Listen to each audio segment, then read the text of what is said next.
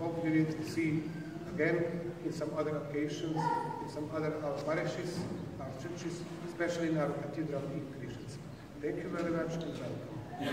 Draga braća i sestre, svima se zahvaljujem našim svećenicima i svima vama koji su došli na ovo slavlje.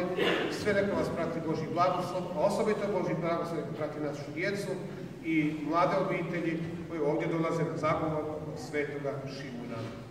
Blagoslov Gospodin na vas, njegovom milošću i čovjekoljubljem svakda sada i vazda i u vijeke vjekova.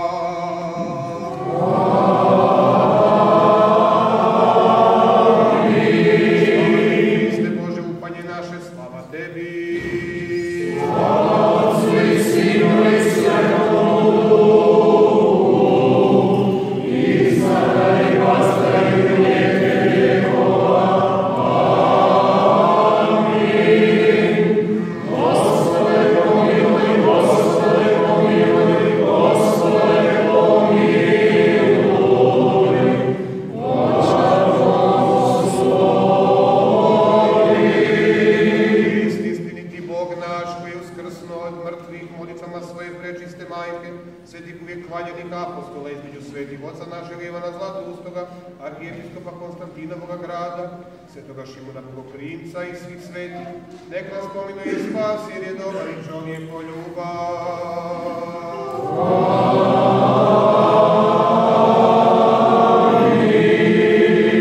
Svetomu sveopćem prvosvećeniku našemu Franji Papi Rimskome, sotvori Gospode mnoga ljeta.